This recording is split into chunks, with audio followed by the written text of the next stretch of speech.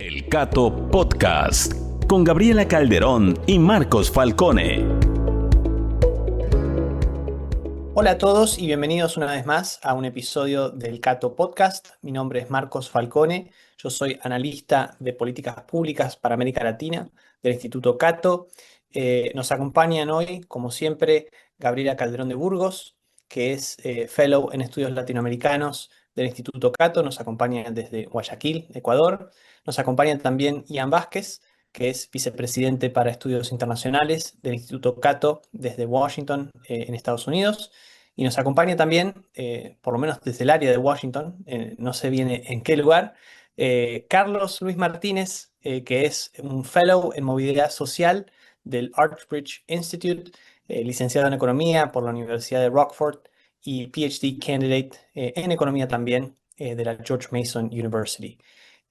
Carlos es una rising star de los economistas cubanos. Es una persona que se dedica a la investigación, en particular a la investigación sobre historia económica y desarrollo económico, perdón, con particular atención al estudio de la libertad económica y los efectos causales de la Revolución Cubana. Temas que están en este momento, que son relevantes porque están en las noticias, porque Cuba está en las noticias. Y bueno, sobre eso vamos a hablar hoy con Carlos. Carlos, bienvenido.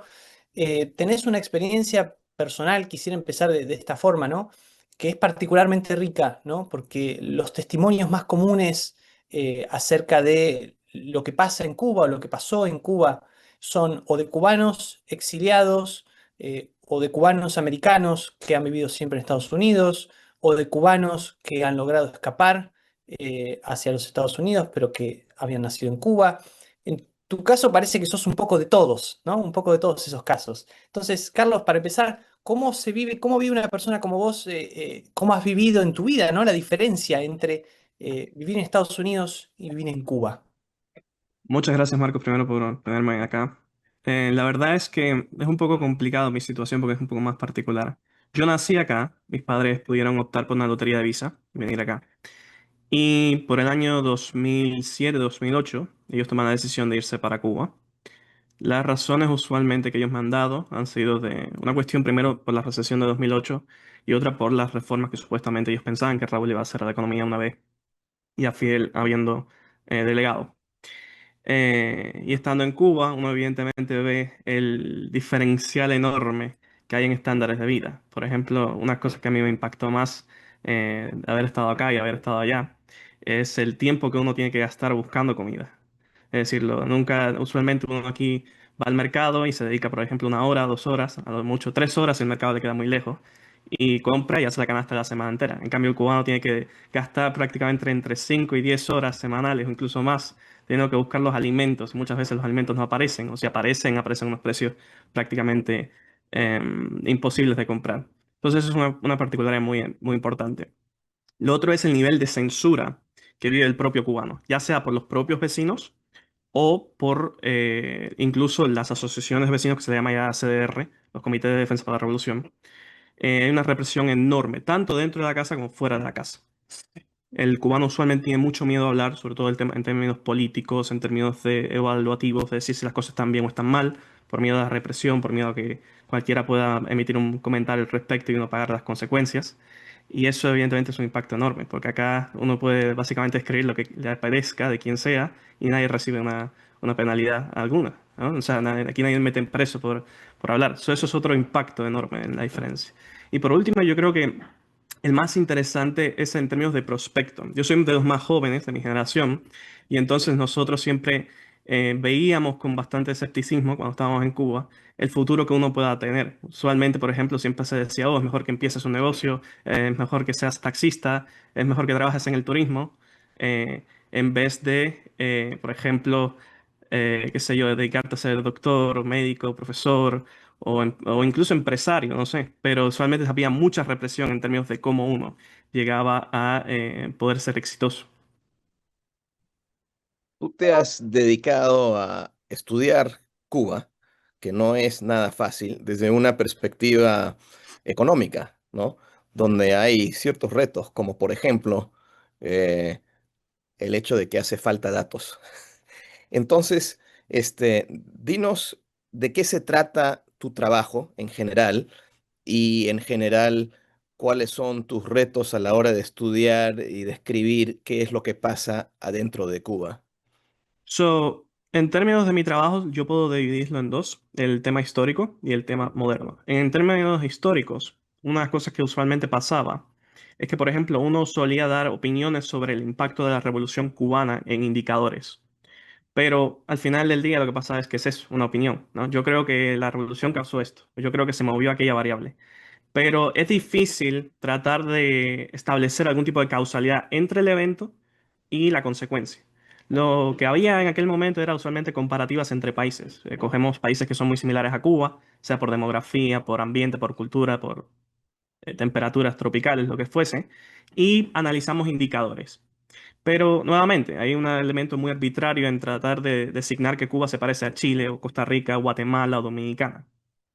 Entonces, a partir del año 2016, sale un nuevo set de estudios al que yo me uno, tratando de establecer la causalidad, usando técnicas econométricas. Y mi trabajo lo que básicamente trata de hacer es, en base a la disponibilidad de datos, como tú bien dijiste, Ian, no hay mucha disponibilidad de datos. Entonces, usualmente uno tiene que tomar estimados históricos, tiene que tratar de reconstruir series con datos que son muy malos a veces.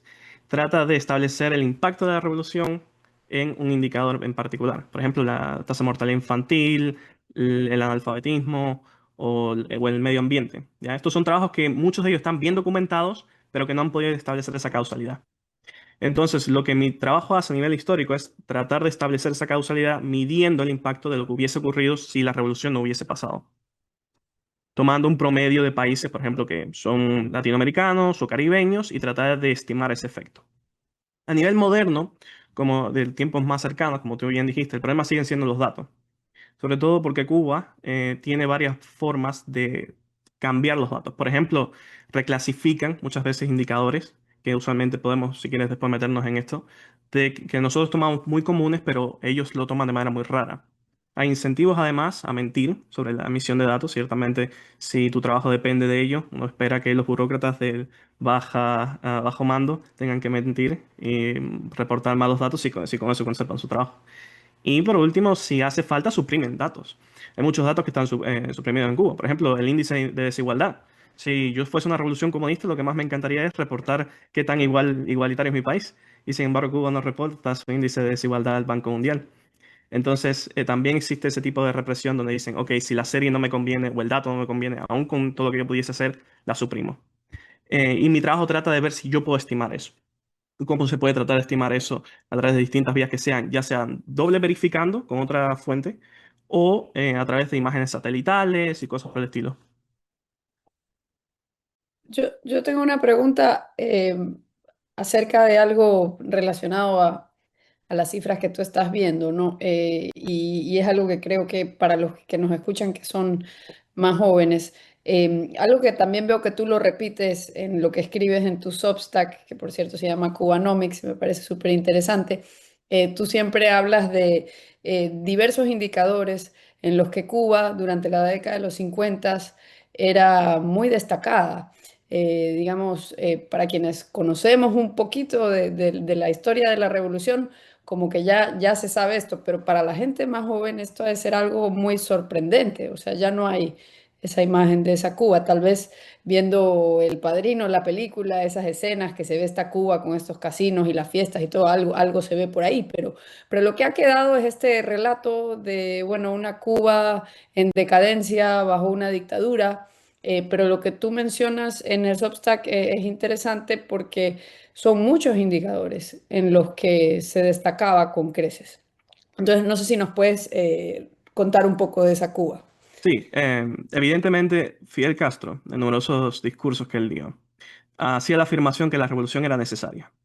Y muchos intelectuales, especialmente de la izquierda americana, confirmaban y abogaban con ese relato en decir que Cuba era una isla atrasada, que el cubano vivía en extrema pobreza, que efectivamente había niveles de desigualdad enormes, que los trabajadores se les explotaban, que los americanos explotaban a los cubanos, y etcétera, etcétera, etcétera. ¿Qué pasa? Este relato tiene numerosos problemas en varios niveles. El primero y principal es cuando uno mira los anuarios estadísticos de la ONU. sobre los años en cuestión y ve numerosos indicadores. Por ejemplo, analfabetismo. Cuba sistemáticamente en indicadores sociales rankeaba entre tercero y cuarto, y en económicos entre tercero y segundo. Por ejemplo, la mortalidad infantil, indicador que usualmente la revolución ha sido muy eh, promotora, de decir que ellos lo han mejorado. En aquellos años eran de los países que menos mortalidad infantil tenía, eran los países con más fertilidad, eran los países que mayor cantidad de médicos per cápita había. En Cuba la profesión de médico era muy respetada incluso antes de la revolución. Ya ser médico, ser abogado era significar escalar en el nivel social. Y eso es una cosa que supuestamente el régimen ha dicho, oh, nosotros hemos creado una ¿cómo se llama? Una compañía de médicos enormes. No, no es cierto. El número de médicos per cápita en Cuba estamos en segundo y tercer lugar sistemáticamente, tras Argentina y Uruguay. En términos de salarios de los trabajadores agrícolas, Cuba era de los que más pagaba a sus trabajadores agrícolas.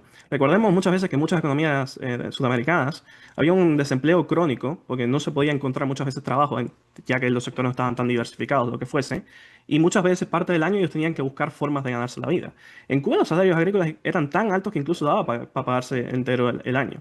E incluso mirando, por ejemplo, estadísticas como número de escuelas privadas, número de revistas, números de invenciones, números de nominaciones a premios Nobel. Cuba, francamente, ranqueaba muy alto en muchos de estos indicadores. Son indicadores que el régimen cubano no ha permitido o no ha dado ningún tipo de asomo. Y mucho de la izquierda americana también ha comprado el argumento.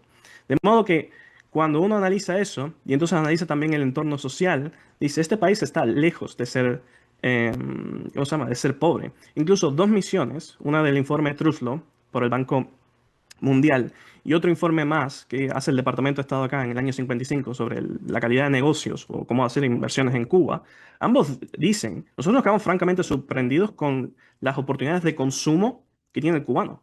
Porque en ningún país de Latinoamérica, dicen ellos, hemos visto que la población como tal pueda consumir tantas cosas, carros, vehículos, bicicletas, etcétera. O sea que ese relato es uno muy importante a la hora de hacer porque Cuba, antes del año 59, era un país pobre. Evidentemente tenía problemas sociales, eso podemos discutirlo. Tuvo una dictadura, tuvo un golpe de Estado, tuvimos democracia además, o sea, fue un país que, igual que los otros países sudamericanos y latinoamericanos, tuvieron problemas sociales y problemas políticos, no, de eso no cabe duda, pero estaba lejos de ser pobre. Carlos, para volver a la cuestión para retomar las dos, ¿no? La cuestión de las estadísticas que no existen o que son difíciles de recopilar y también cómo estaba Cuba antes de la Revolución Cubana. Y también, bueno, involucrando tu trabajo en el medio. ¿Qué, qué se puede decir?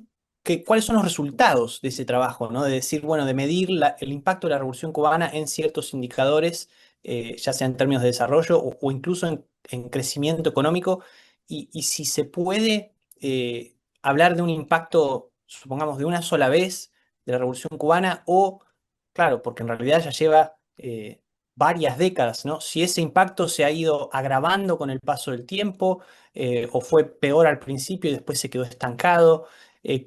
Quizás si nos puedes resumir, digamos, sé que es una tarea muy compleja, pero resumir un poco la historia cubana después de la revolución, creo que sería un poco útil para la audiencia.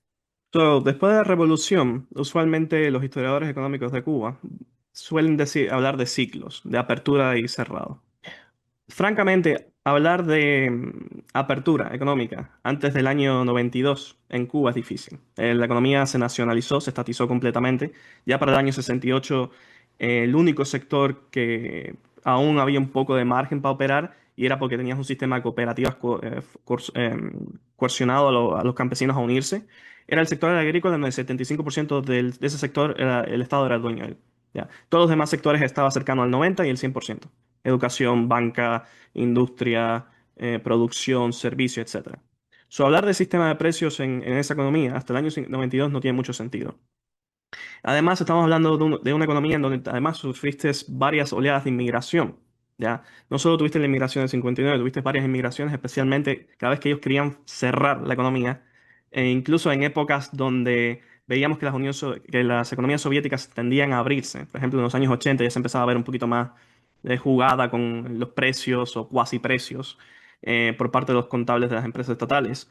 En Cuba se tomó completamente el camino contrario. Se dijo, vamos a seguir estatizando, vamos a seguir metiéndole presión acá. Se le llamó, de hecho, ese proceso de los años 80 la campaña de rectificación de tendencias y errores. Porque según Fidel se estaba tomando mucho la idea de que esto de premiar al trabajador después de cumplir la cuota era una cuestión capitalista, que el trabajador tenía que, francamente, darse voluntario. Se crearon unidades voluntarias, además, en donde no se les pagaban a los trabajadores para que ellos fueran a construir edificios y demás. Yo les puedo decir que el estado de esos edificios a día de hoy casi ninguno es operativo.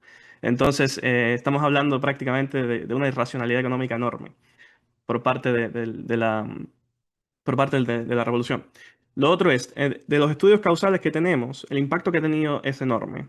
Sobre todo porque si tomamos el crecimiento real de la economía cubana, no solo la estadística que emite el gobierno cubano, vemos de que ha habido un impacto probablemente entre el 10 y el 15%. Es decir, ellos perdieron entre un 10 y un 15% de lo que hubieran podido crecer en ausencia de la revolución. De la misma forma, aun cuando nosotros contabilizamos el embargo puede explicar hasta un 3%. Y si tomas escenarios, por ejemplo, donde usas el PIB del régimen y le agregas los subsidios soviéticos y le agregas tal y tal cosa, puede a lo mejor explicar hasta el 10%. Pero francamente, casi todo viene explicado por el impacto que tienen las nacionalizaciones, la planificación y demás. Y al menos en contaminación, que es lo que yo estoy más mirando ahora últimamente, francamente, las emisiones fueron un desastre en el siguiente sentido. Ellos tuvieron una obsesión enorme con los proyectos gigantescos. Por ejemplo, la zafra de los 10 millones. En Cuba, hasta aquel momento, nunca se había producido una zafra de tal magnitud.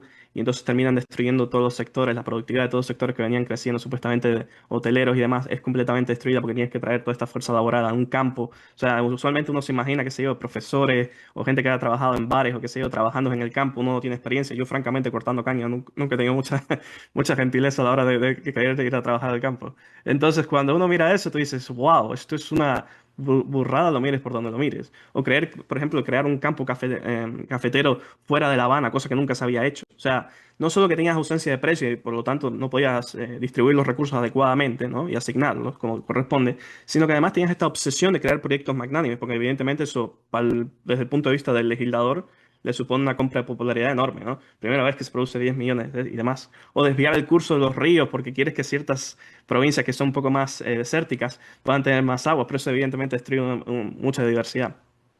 Entonces lo que vemos es que en términos de eficiencia ellos perdieron mucha eficiencia. Cuba, de hecho, si se quiere, es uno de los casos raros de crecimiento. Solamente está de literatura de crecimiento, es decir, podemos decrecer la economía y no emitir más y supuestamente vamos a vivir mejor. Cuba es por resultado, no por diseño, pero por resultado es un caso de crecimiento fantástico. Tienes que las emisiones se mantienen planas y además como estás decreciendo, ya la eficiencia ambiental, es decir, emisiones por dólar, la vas perdiendo enormemente. O sea, fue un desastre desde donde lo cojas. En el año 90, o en el año 89, se cae la Unión Soviética y empieza un periodo que se llama el periodo especial, que dura aproximadamente 5 años. Fueron 4 años de decrecimiento y uno de repunte. En ese año se liberan prácticamente 53 profesiones, entre ellos, por ejemplo, barberos y cosas por el estilo. Y entonces, en ese año también, ya en el año 97, empieza el set de contrarreformas, es decir, empezar a cerrar más y cerrar más. Uno usualmente, como le dije, lo describe por ciclos, pero es más ondulado. Son pequeños movimientos de apertura y cerrado que va respondiendo, evidentemente, a qué tan escasos ellos están de divisa, por un lado, y qué tanta presión contienen por el otro. Y lo que vemos es que no hay reforma significativa. Incluso el día de hoy, la mayor parte de la producción, ya el sector privado está un poquito más abierto, entonces está pudiendo llegar a lo que produce el Estado, pero la mayor parte de la fuerza laboral está empleada por el Estado, la mayor parte de esos trabajadores son pagados por el Estado, etcétera. Y entonces lo que vemos a día de hoy, ya más para acá, hay un poquito más de sistema de empresas, pero estas empresas, una, están muy controladas y requieren muchas licencias y están constantemente siendo acosadas y tienes inspectores que van todos los días a chequear que tú estás pagando tus impuestos debidamente, etcétera. Hay un caso muy ejemplar que leí hace un par de meses sobre una empresa que estaba produciendo arroz, pero tú tienes que vender el arroz al Estado. Pero tú tienes que vender el arroz al Estado a un precio fijo. Sin embargo, lo puedes importar al precio que tú quieras. Entonces estos muchachos ponían el arroz en sacos de importación. Entonces cada vez que venían los inspectores decían, este es arroz importado. O sea que vemos esta dinámica un poco de rent seeking, de búsqueda de renta, por parte de que las empresas prefieren importar porque supone menos problemas que producir nacionalmente y además muchas de esas empresas, como están ligadas al régimen, se benefician del propio régimen de tenerlas abiertas. Carlos, y una pregunta que me surge mientras te escucho y pensando también en la cuestión de las estadísticas que no se conocen, que es difícil obtener datos de la economía de Cuba, es si se puede inferir eh, la calidad de lo que hay en Cuba, dado que la economía está casi completamente controlada por el Estado o en gran medida controlada por el Estado, a partir de lo que Cuba exporta, por así decir, a veces en términos de servicios, ¿no? Los famosos médicos cubanos, que son parte de la narrativa de la Revolución Cubana, o el personal de seguridad cubano, que evidentemente muy efectivo no ha sido en proteger a Nicolás Maduro de ser capturado por los Estados Unidos. No sé si quizás a partir de esos servicios que exporta Cuba se puede inferir algo también de cómo se forman a los profesionales en Cuba o cómo es la calidad de su servicio. So, yo usualmente tengo una discusión con un amigo en el siguiente sentido. Por ejemplo, los doctores. Tomemos los doctores por un segundo. Usualmente nosotros tomamos una discusión y mi amigo es es decir, no, mira, el médico cubano está muy bien entrenado y demás. Está efectivamente muy bien entrenado, pero está muy bien entrenado y su capital humano está entrenado en maquinaria y equipo del año 60. Prácticamente, como estaba discutiendo el otro día, el doctor cubano tiene que hacer magia con las manos, porque si no tienes electricidad, si no tienes el equipamiento adecuado y demás, o sea, tiene que pasar un enorme esfuerzo para tratar de hacer un diagnóstico adecuado para la persona que él está atendiendo. Entonces, como consecuencia, los doctores tienen que especializarse y su aumento en capital humano es anticuado. Un ejemplo que a veces se usa, o yo uso, es, por ejemplo, los libros soviéticos. Tenían que economizar en cálculo de computación cuando eran libros soviéticos matemáticos, ¿ya? Si eran libros de texto de matemática. La forma en que ellos resolvían las ecuaciones era economizando en el cómputo, en el poder de cómputo, porque ellos no tenían computadoras y además, nuevamente, estamos hablando de una época de los años 60, 70, donde al no tener computadoras tenías que hacerlo todo por mano. Entonces, evidentemente estas economías sufren aumentos de productividad a veces, por este sentido, en que tú tienes aumento de capital humano y aumento de conocimiento, pero en cosas que son prácticamente inservibles. Una vez que tú liberas esas economías y dejas que ellos se actualicen a las economías de mercado, que usen las tecnologías adecuadas, que se importe el equipo adecuado, todo ese entrenamiento es inservible. ¿Ya? Son recursos que desperdiciaste por gusto. Entonces tenemos ese problema en ese sentido. En términos de exportación, cabe recalcar que Cuba es una economía que antes del año 50 prácticamente casi siempre exportaba más de lo que importaba. A día de hoy exporta muy poco, habanos, ron y poco más. E incluso los médicos y demás, muchas veces no podemos inferir exactamente la contribución porque el tipo de contrato no tenemos casi siempre muchos detalles o la inteligencia usualmente no está dentro del PIB bien adecuada, ¿no? Pero, por ejemplo, una cosa que sí podemos hablar es en términos actuales, en términos de calidad del servicio, ha sido un completo desastre. Cuba, los indicadores que tiene sociales, por ejemplo, la expectativa de vida, la tendencia al médico, la calidad recibida, la disponibilidad de medicamentos, es muy parecido, si no peor, que el año que en el periodo especial, que el año como la Unión Soviética desaparece. Entonces, eso es algo que te da a entender que las cosas han empeorado muchísimo. En todo, ya prácticamente, incluso en producción azucarera. Cuba está produciendo la misma azúcar que estaba produciendo cuando estaba en independencia, una guerra de independencia. O sea, los mambises, si algo eran famosos, los peleadores de la independencia por Cuba, eran famosos por quemar cañaverales. O sea, tú produces prácticamente lo mismo que producías cuando tenías todos los cañaverales quemados. Entonces, en términos tanto de volumen como de calidad, es difícil decir algo, pero ciertamente han empeorado muchísimo. Yo tengo una pregunta. En este ondulamiento que tú describes de que se abre, se cierra, pero que son movimientos no tan grandes como una clasificación en una narrativa histórica, sí te escuché decir que, sin embargo, lo que existe hoy en cuanto a negocios privados o economía de actividad privada es mayor hoy que hace algunas décadas atrás. Y mi pregunta es si tú ves que eso ha tenido algún impacto sobre el desarrollo de la sociedad civil o qué queda de la sociedad civil en Cuba, porque creo que es algo muy diferente a lo que vemos en Venezuela, ¿no? También son mucho más tiempo bajo un régimen de este estilo. So, la empresa privada en Cuba se legaliza en el año 21, ¿ya? O sea que es relativamente nueva y eran pequeñas y medianas empresas. Estas empresas tienen caps, o sea, tienen máximos en empleados que pueden tener, en las licencias que pueden recibir, en lo que pueden importar y en lo que pueden producir, ¿ya? O sea que hay mucha regulación sobre qué empresas pueden hacer qué, cuánto pueden contratar y sobre todo una función que cumplen estas empresas tienen que existir. Entonces, cuánto ellos tienen que cumplir con las élites locales, ¿no? Con los municipios, para que no les metan controles de precio en los productos que ellos están vendiendo. Entonces, por ese lado, la empresa ha supuesto que ellos han podido sustituir mucho de lo que le ha faltado al Estado a la familia. ¿Qué pasa? Que a la mayor parte de los cubanos estar empleados por el Estado y el Estado además no permitir que los cubanos produzcan, porque una cosa muy sencilla que podrían hacer simplemente es levantar los controles de precio en el campo, ellos producen, los productos locales probablemente cuesten mucho más barato que los importados y los cubanos pueden hacer ingresos. Al no permitir eso, el cubano tiene que pagar a precio de dólar con salarios en pesos. Y estamos hablando que la tasa, el tipo de cambio ahora mismo está subiendo, todos los días está subiendo un poquito más, ya está acercando ya a los 500 pesos, que es prácticamente ya récord en la historia. Estamos hablando de que por esa parte las empresas hacen lo que pueden, tienen esos criterios, tienen esas limitaciones, han podido abastecer a la isla, hay bastante diversidad de productos en algunos márgenes, pero sigue faltando libertad económica, sigue faltando la habilidad de que el cubano pueda producir, no solo importar. Porque además las licencias de importación creo que son un poquito más de 100 empresas que pueden importar en la isla. ¿Ya? Ese es un problema enorme. En el otro lado, la sociedad civil, eso sí, podemos decir, no solo que desde el año 21 para acá se ha podido organizar un poquito más, y además los jóvenes han tomado un poco más parte en el futuro político del país. Tenemos que recordar que en el 11 de julio de 2021, la mayor parte de las ciudades de Cuba y en La Habana mismamente, que antes se pensaba que si la gente se tiraba para las calles en La Habana era la gran cosa. Lo único más parecido a eso fue el maleconazo en el año 90 con el periodo especial y prácticamente duró menos de 2 o 3 horas, a lo mejor 4. En cambio, estuvimos hablando de protestas durante varios días en varias comunidades, la mayoría lideradas por jóvenes, sobre todo jóvenes influencers, jóvenes con mucha capacidad, tanto empresarial como política. Y a pesar de no haber resultado a lo mejor en un resultado que yo encontrase deseable, sí es verdad que está mucho más organizada. Eso sí, la sociedad civil a día de hoy está un poco más diezmada y la juventud está un poco más diezmada simplemente porque han tenido que salir del país.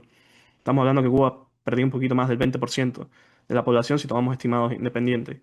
La mayor parte de los que abandonaron, evidentemente, fueron jóvenes en edad laboral que podían contribuir al país. El régimen puede decir, una de las cosas que ellos más utilizan para justificar la falta de alimentos, es decir, que ellos no tienen fuerza laboral. Y en parte es cierto, ya, pero si tú tuvieras un sistema de precios libre, eso no supone tan problema porque nuevamente siempre puedes aumentar un poco más el pago a los trabajadores y te entra fuerza laboral. Pero sí es cierto que la mayor parte de la juventud se ha tenido que ir del país, huyendo de las consecuencias políticas, además, porque muchos de ellos sufrieron represión. Descríbenos, perdón, descríbenos un poco más de la situación actual, económica y social, si quieres, en Cuba hoy día. ¿Es verdad, se puede decir que está viviendo en su peor momento desde que empezó la revolución? Sí, yo diría que sí, por la siguiente razón. Ya antier o ayer estaba leyendo la cifra del trimestre de este año y es de crecimiento, es del 4% de crecimiento en comparación al año pasado. Se esperaba que este año iba a ser el año que quebrase la tendencia a decrecer de la economía. La economía ha estado creciendo 4 años consecutivos. Ya, o sea, incluso para economías en estado de desarrollo, esos son números impensables. Aquí, si la economía, por ejemplo, aquí en los Estados Unidos está creciendo al 1%, la gente ya se empieza a alarmar. O menos del 1%, ya la gente dice, espérate, esto está mal.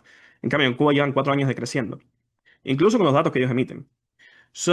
Estamos peor en ese sentido. Estamos peores también en los indicadores, por ejemplo, educativos. Mucho del profesorado ha abandonado. Todo el que ha podido irse de la isla, sea por becas, sea porque tiene entrenamiento que puede ser simplemente reemplazable en otro lugar o puede reutilizar ese conocimiento, se va del país. Entonces, el profesorado que ha quedado actualmente está muy diezmado.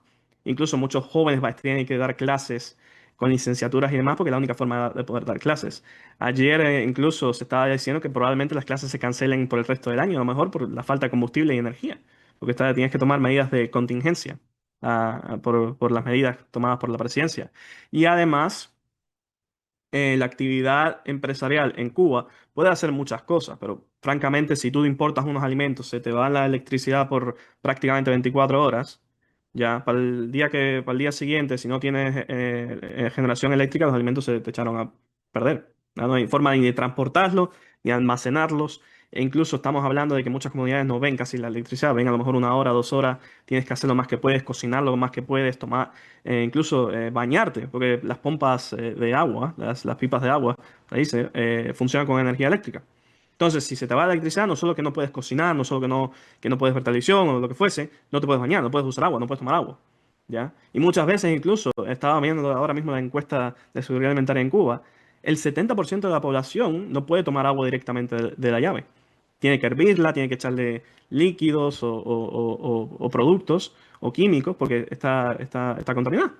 So, ellos tienen que operar bajo ese precepto, además, de que, aun cuando me llegue el agua, la tengo que hervir, la tengo que mantener para varios días, etcétera, tengo que lavar la ropa, etcétera. So, estamos hablando de condiciones francamente invivibles. ¿Ya? Es un milagro que el cubano pueda vivir incluso a día de hoy con esas condiciones. Yo lo encontraría francamente detestable por todas partes. Tengo entendido que además se amontona la basura en las calles. Correcto. Se amontona la basura. Y además, no solo que el régimen no la ha recogido, muchas veces la única forma de quitarse esa basura es que tienes que quemarla. Y muchas veces los ciudadanos han tenido que tomar la iniciativa de quemar la basura por voluntad propia o tener que removerla ellos. ¿Ya? El régimen tampoco legaliza la recogida de basura. Yo no puedo vender mis servicios para recoger la basura en La Habana, pero uno perfectamente con un poquito de creatividad empresarial no lo vería difícil. Te tomo 20, $30, lo que fuese el pago, vengo, recojo la basura y listo, me hago cargo yo. Pero el régimen incluso no deja que eso ocurra.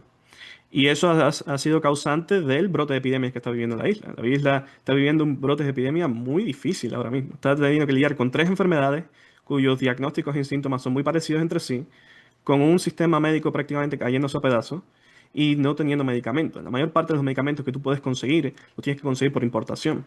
¿Ya? Y en algunas partes puedes conseguir muchas cosas, ibuprofenos y demás, pero hay medicamentos que simplemente es por receta, ¿no? Que el médico te tiene que dar una receta y además si no tienes esa receta no puedes adquirir el medicamento en alguna farmacia. Incluso aquí, si alguien quisiese mandar un antibiótico para Cuba, no podría hacerlo. Le hace falta una receta médica de un doctor.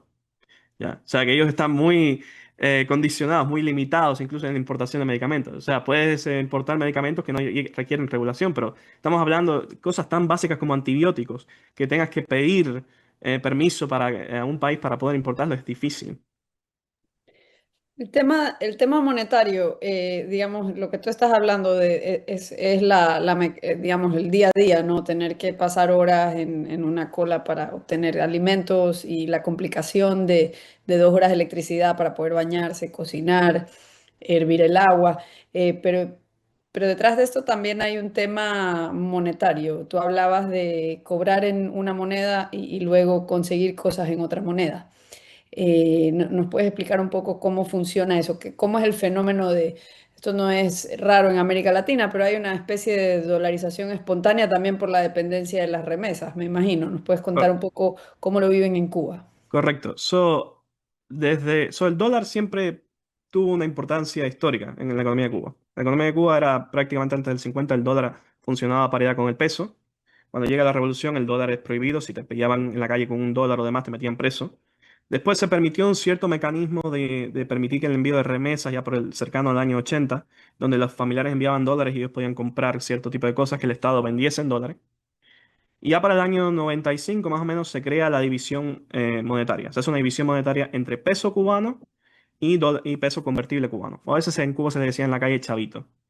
Y la idea era que tú ibas a tener ciertos sectores en pesos cubanos y ciertos sectores en peso convertible cubano. Esta idea, muchos economistas en aquel momento la encontró muy mala, prácticamente por la siguiente razón. Las tiendas que estaban abastecidas, porque se podían vender cosas, estaban en peso convertible cubano y el resto de la economía no te estaba permitida en operar en esos pesos convertibles y tenían que operar en pesos normales. ¿Ya? Entonces creaba una distorsión monetaria enorme. En el año 2021 se introduce una cosa que se llama la unificación monetaria. Se tenía la idea de que vamos a abolir estos dos tipos de cambio. Tenemos un tipo de cambio por aquí, un tipo de cambio por allá. Eso también tiene efectos enormes a la hora de desinflar el PIB. Por ejemplo, si quieres tomar PIB real, tienes que usar una tasa o la otra. Y entonces deciden, vamos a solo usar peso cubano. Hacen la unificación monetaria. Problema, tienen que imprimir el restante de los pesos convertibles que había en la calle. Para retraer esa base, tienes que dar peso cubano. El gobierno imprimió el restante. No tenía capacidad de absorber ese exceso monetario. Como consecuencia, cuando ellos legalizan la importación, tú puedes comprar cosas en la calle. O sea, de un familiar acá, puede enviar dinero a un familiar allá y ellos podían comprar. Y eso generó una economía que pasó de tener dos tipos de cambio a tener prácticamente cinco tipos de cambio. Porque ahora tienes el peso cubano con dólar, con euro, con libra británica, con dólar canadiense, y además ellos introdujeron otra cosa que se llama moneda libremente convertible. O sea, en su intento de remover aquella unificación, de crear aquella unificación, vuelven a tener otra división entre dos monedas. Una moneda que tú envías un dólar allá y al pariente en la cuenta de banco le entra una moneda libremente convertible, que ellos pueden ir a las tiendas del Estado y comprar. ¿Ya? En su momento se justificó esta medida porque hacía falta divisa. Y una crítica muy enorme que se le hizo al régimen, incluso por partidarios que son mucho más progresistas que yo, diríamos, era que efectivamente esto creaba una disparidad enorme. Porque qué tal si tú no tienes familiar en el exterior? ¿Cómo tú vas a comprar en esta tienda? Simplemente no puedes. Y el Estado no podía garantizar un mínimo de nada. ¿Ya? O sea, ya el Estado prácticamente con las tarjetas de abastecimiento no garantiza casi nada. A lo mejor estamos hablando de un poquito de arroz, un poquito de pan y un poco de aceite, pero entre que no llega y entre las líneas que tienen que esperar la gente para adquirir esos productos, ya prácticamente la tarjeta de abastecimiento carece de significado. Ya, o sea, la medida social más promocional del régimen en los años 60 prácticamente hoy a día de hoy es casi nula. Ya, o sea, tienes que pasar colas enormes y a veces ni siquiera puedes adquirir los productos. Carlos, otro de los problemas que mencionabas hace un rato de la vida cotidiana en Cuba es la cuestión de la electricidad, ¿no? Que me parece que son las noticias que más llegan desde Cuba, por lo menos desde hace poco más de un año, ¿no? Desde 2024, los apagones masivos, ¿no? Que dejan sin luz a millones de personas a la vez, regiones enteras del país. Em, claro que acá hay un patrón, ¿no? No es solamente esto, son también los otros temas de los que estamos hablando, pero quizás la pregunta es, ¿por qué ahora se agravan todos estos problemas? ¿No? ¿Por qué desde hace un año y pico la situación es tan crítica, por lo menos en este sentido de la electricidad? ¿Qué tan grave es? Y bueno, ¿cuál es el trasfondo de estos problemas de una economía que está controlada por el Estado, pero ya hace mucho tiempo, ¿no? ¿Por qué ahora? So, tenemos varias cosas aquí a analizar. Recordemos que los apagones, como usualmente la gente dice, no, estos apagones son, o sea, ahora que Venezuela va a dejar de enviar petróleo. No, antes incluso, antes de que Venezuela dejase de enviar petróleo, se tenía Por apagones. eso, claro. Y se tenía apagones y empezaban probablemente en el 2020, 2021. Venezuela frenó un poco más el envío de petróleo a la isla. Ya Venezuela usualmente estaba entre el 25% de las importaciones de combustible. Ya estaba más cercano en esta época más al 15, 14%. So, Venezuela abastecía prácticamente, abastecía prácticamente un tercio de la demanda de combustible en la isla. Estamos hablando nuevamente de una economía en donde era ilegal la importación de, por ejemplo, paneles solares hasta el año 2021. So, hasta el año 2021 había muchas limitaciones para la producción de energía propiamente. So, no solo que, por ejemplo, si el cubano tenía que pasar enormes trabajos para poder, por ejemplo, en una cochiquera, que usualmente es donde se tienen los cerdos, usar las feces y tratar de hacer algún tipo de gas natural, o la importación de paneles solares. El régimen cubano no permitía la importación de paneles solares y después cuando la permitió tuvo que quitar los aranceles para poder tratar de estimular a la demanda. De hecho, en el año 2024 también se pasa mucha legislación para forzar a las empresas a tener que producir al menos un 50% de la energía que consume en pico. ¿Ya? O sea, las empresas tienen que producir su propia energía si es que quieren mantenerse operativas, porque si consumen más de lo que nosotros esperamos, te vamos a pillar y te vamos a cerrar el negocio. ¿Ya? Este proyecto supuestamente debe ser aplicable para el 2026 completamente, ya se le está presionando al sector privado que tenga que producir su propia energía. So, estamos hablando que el fenómeno de tratar de diversificar las fuentes renovables es desde hace muy poco tiempo. La mayor parte de los generadores eléctricos que hay en la isla a día de hoy, en promedio, están en los 40, 50 años. Ya son muy viejos, no se les ha dado mantenimiento adecuado, están completamente descapitalizados.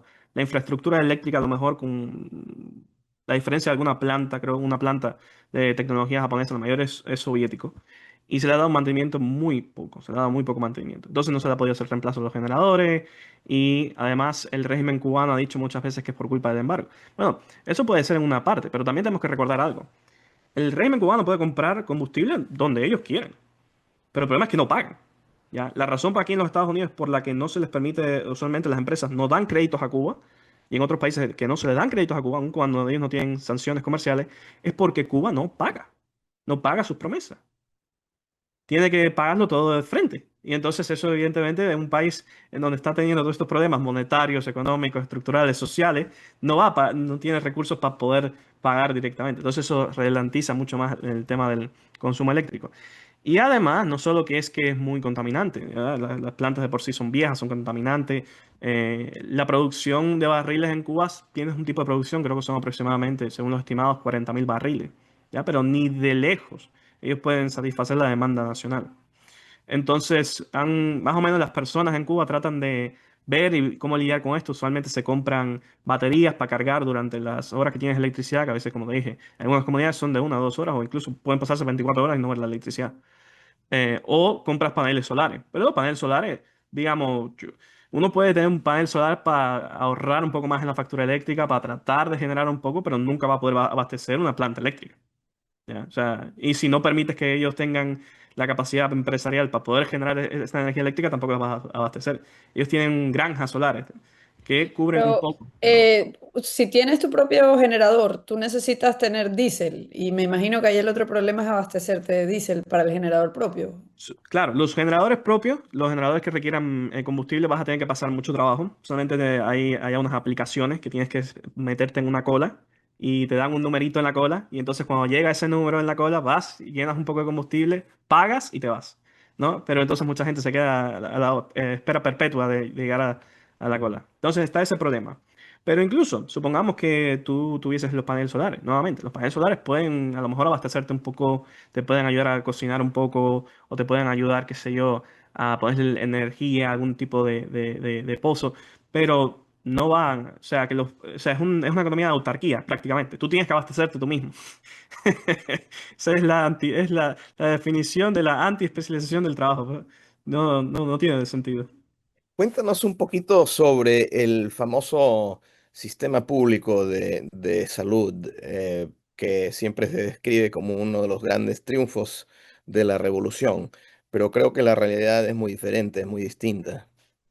So, antes de la revolución había clínicas públicas. ¿Ya? Esto es una cosa que no se hizo usualmente. Habían clínicas públicas, el Estado efectivamente había puesto clínicas públicas y se habían empezado a hacer pasos a hacer un sistema, si no público, semipúblico, en donde el Estado pudiese apoyar un poco más, especialmente a las familias que no tenían recursos. La revolución supuestamente llega, establece el sistema público nacional y eso trae un montón de virtudes para las personas que supuestamente no se podían pagar un doctor. Hay varios problemas con ese argumento, en el siguiente sentido. Los doctores en Cuba, como ya dijimos, no solo que están entrenados en técnicas que son, perdone usted, en técnicas que son prácticamente inadecuadas, ¿no? Antiguas. Pero además, ellos son personas, ellos funcionan con incentivos como funcionamos todos. ¿Ya? Ellos efectivamente no te pueden cobrar, pero pueden decir cuándo tú entras a la clínica, qué cama vas a utilizar, qué medicinas vas a tú disponer, qué alimentos tú vas a poder usar. ¿Qué tantas veces tú vas a poder ver a tus familiares si están enfermos y estamos en un brote o una epidemia? Son estas cosas, los médicos en el margen economizan, tienen incentivos para economizar y efectivamente responden a qué tanto tú le puedes ofrecer al doctor para que el doctor te dé una atención adecuada. Está ese problema, está el problema, como dijimos, del capital humano, que efectivamente ellos no están entrenados adecuadamente con las técnicas modernas. Y además las instalaciones en los hospitales son asquerosas, sea la limpieza de los baños, sea la limpieza de las camas. Muchos de los reportes que tenemos, al menos de las personas que están infectadas con oropuche y el chikungunya, es que las camas están llenas de insectos, ¿ya? De piojos y demás. O sea, estamos hablando de cosas horribles, de instalaciones horribles, extremadamente anticuadas. Estamos hablando que muchas de las jeringuillas que a veces los cubanos tienen que usar, las tienen que usar. Solamente aquí las usas y la botas. No, allá las usas, las pones a hervir en agua, las vuelves a usar y así sucesivamente hasta que la jeringuilla no dé más. Entonces esos son problemas enormes, ¿ya? Porque hay mucha contaminación, por ejemplo, entre jeringuilla y jeringuilla. O si hay donaciones de sangre, muchas veces uno tiene que tener mucho cuidado sobre qué sangre recibe, porque efectivamente ellos a lo mejor no pudieron revisar la sangre y a lo mejor tenían alguna bacteria, algún virus o demás. Está ese problema. Y además, los doctores, como cualquier otra persona, si quieren conservar su trabajo, tienen cuotas que cumplir. La mortalidad infantil es el caso más ejemplar que tenemos de esto. Uno de los grandes logros de la revolución ha sido la reducción de la mortalidad infantil. Primero, no es cierto que se redujo, porque si uno analiza bien los datos, ve que en el año 60 y 79 hay un pico enorme de mortalidad infantil. ¿Ya? pero ellos falsean los datos. Cuba es una de las pocas naciones en donde para tú ser considerado vivo, ya para decirlo de esta manera, la tasa de mortalidad infantil tiene numerosos tipos de muertes. ¿Ya? La tasa de mortalidad infantil significa que el niño murió antes del año de haber nacido. ¿Ya? Y dentro de esa tasa de mortalidad infantil existen divisiones. Entre 0 días a 6 días, entre 7 días a 21 días, etcétera, etcétera, etcétera.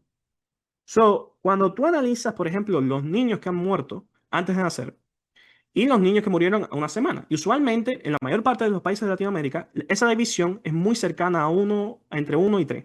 Ya es muy cercana. ¿Qué pasa? ¿Por qué? Porque los determinantes de que si tú te mueres en el vientre de la madre o tú te mueres a los 7 días son muy similares. Falta de peso, falta de alimento, desnutrición, lo que fuese. ¿Qué pasa? En Cuba vemos que esa división es de 6, ¿ya? Que por cada bebé que muere antes de 1 año, se mueren 6 en el vientre de la madre, ¿no? O antes de nacer. Qué cosa tan rara, porque es un outlier por donde tú lo veas entre los países latinoamericanos. Allí hay un muchacho de apellido González que empezó a indagar en los datos y descubrió que esto es una violación sistemática, básicamente, de reclasificación de muertes. ¿Ya? Que ellos reclasifican muertes que en esa semana te hubieran tenido que caer en la tasa mortalidad infantil, las reclasifican como si no hubieran nacido, como si no hubieran nacido vivos. ¿Ya? Y ellos añaden, porque usualmente digamos, la ONU o el Foro de Salud Mundial usualmente lo que dice es, si respira, está vivo. Y si se te muere el año, cae en la tasa de mortalidad infantil.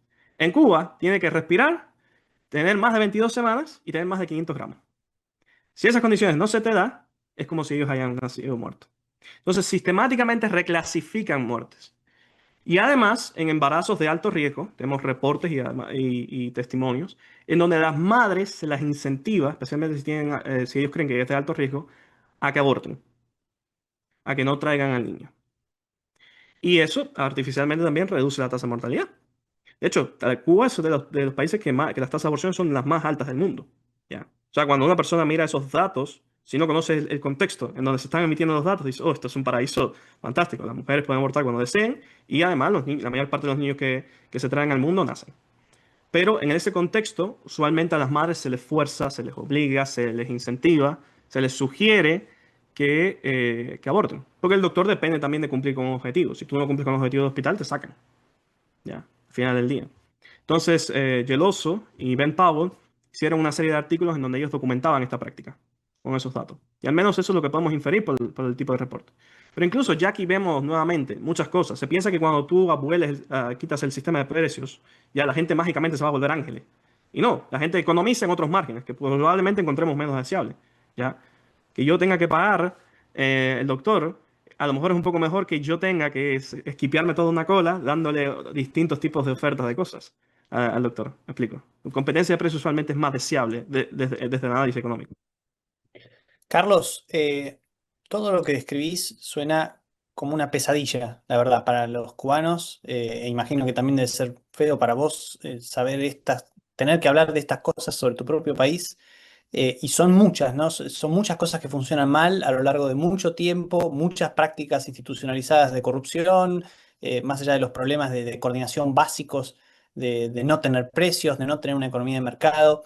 Pero la última pregunta que te vamos a hacer hoy, porque ya nos estamos quedando sin tiempo, y pese a que sea una pregunta difícil también, pero bueno, vamos a apelar a tu sentido del resumen. eh, si de un día para el otro supongamos que terminara la Revolución Cubana o alguien tuviera alguna oportunidad de implementar un cambio de verdad en Cuba, ¿no? En términos de economía, por lo menos. Para vos, ¿qué sería más prioritario o qué urgente? ¿Qué medidas económicas te parecen las más urgentes para sacar a Cuba de esta situación en la que se encuentra hoy?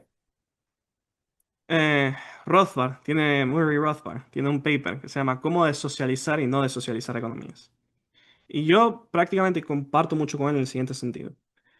Lo primero que tiene que pasar en la isla es que tienes que reconstruir todo el sistema institucional, que eso no es una cosa muy sencilla. Porque además no solo basta con privatizar, ¿ya? Porque hemos visto que privatizar solamente, digamos, te lleva hasta cierto punto, pero tiene que haber una calidad institucional para que esas empresas que privatizaste después no se te conviertan en buscadores de renta. Tiene que haber privatizaciones, tiene que haber un contexto en donde tengas un tipo de Estado de Derecho e imperio de la ley, que eso no se construye de la noche a la mañana. Pero mucha de la política que tienes que hacer, perfectamente, una parte puede ser considerablemente choque. Lo que vemos en los estudios empíricos es que usualmente la velocidad de la reforma no está correlacionada con el resultado, ¿ya?, de la reforma. Pero ciertamente hay muchas cosas que tú puedes hacer. Subastar muchas de las empresas, liberar precios. Ya que el campo prácticamente, los usufructuarios, que no son ni siquiera dueños de la tierra, la mayor parte de los campesinos ni siquiera pueden llegar a ser dueños de la tierra, y en el contrato con las empresas, eso tienes que privatizarlo. El mercado inmobiliario lo tienes que privatizar. Los balcones en La Habana se le están cayendo en la cabeza a la gente. Y es porque están completamente descapitalizados. Porque si yo no puedo vender la propiedad al precio que yo quiera, cuando yo quiera, evidentemente lo que va a pasar es una cosa muy sencilla. Que no voy a tener incentivo a invertir sobre la propiedad. Porque prácticamente no soy dueño de ella. So, tiene que haber una reforma de mercado dirigida a eso. Y por otro lado, tiene que venir acompañado de muchas reformas en el ámbito del Estado. Recordemos también una cosa, una vez que se cae el régimen, al menos si esperamos que la manera en la que se caiga fuese lo suficientemente buena para que permita que muchas de las coaliciones, sea del exilio y dentro de la isla, puedan tomar un asiento en la mesa, tengan representación. Va a haber que hacer reformas en muchas cosas. Yo sí soy partidario de reformar y privatizar lo antes que se pueda. Y evidentemente la cosa que más preocupa ahora mismo es la reforma monetaria. Porque el cubano está, en dependencia de cómo tú la midas, la inflación debe estar entre el 15 y el 70%, si no un poco más. Eso va a ser un problema enorme en la Cuba futura. Y la falta de jóvenes también. Los jóvenes, algunos van a regresar, pero no me queda claro que todo el mundo quiera regresar a la isla. Yo ciertamente me gustaría regresar, pero no sé si ese es el caso de la mayoría de los cubanos. Bueno, Carlos, muchísimas gracias por estar acá con nosotros. Esperamos, bueno, verte de nuevo en este podcast, en algún momento tomarnos un café en La Habana, los cuatro, una vez que se pueda volver. Y bueno, les agradecemos también a todos los que están del otro lado, a Gabriela, a Ian, por estar acá con nosotros en el Cato Podcast. Muchísimas gracias. Gracias, Carlos. Gracias. El Cato Podcast con Gabriela Calderón y Marcos Falcone.